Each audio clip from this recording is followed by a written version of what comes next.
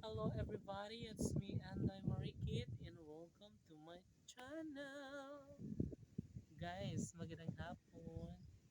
And nandito tayo guys sa relocation site, no? Dahil ayun nga, tinitingnan natin yung kaganapan or karagdagan kung ano pa ba ang nagawa nila dito sa ating relocation area. So, yeah, as I observe naman ay talagang marami ang kanilang nagawa.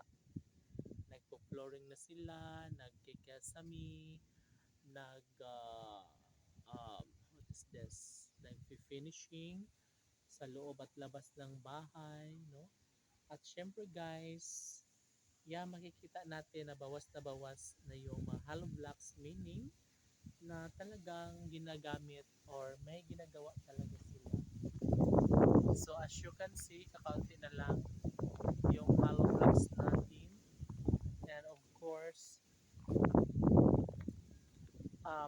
nagsisemento na rin sila dito guys sa mga oh my God, sa ating daan katulad yan doon guys hindi dito makikita yan no may semento na mapunta na yan dito yan sana makapatapos na siya para mas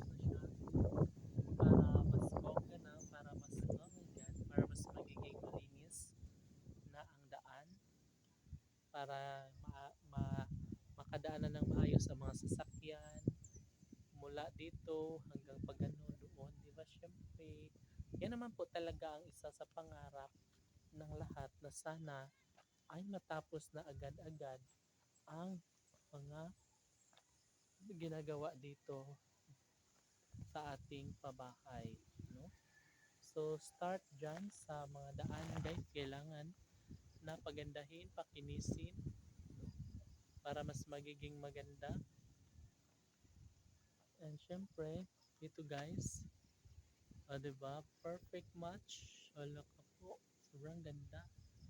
And yeah, ito nga ang hinahangad ng lahat na sana ay makakalipat na nga ang iba pa nating mga landslide survivors na wala pang matitirhan na sana'y magkaroon na sila ng matitirhan, malilipatan, matutulugan ng kani-kanilang mga pamilya. So, kahit ngayon guys ay hindi pa rin naman natapos pa ngunit makikita nyo naman na talagang patuloy ang paggawa at nagkaroon ng malaking progress no para sa ating pabahay na kung saan malapit na itong lilipatan ng lahat ng mga landslide survivors. So yun lamang. See you on my next video. Thank you.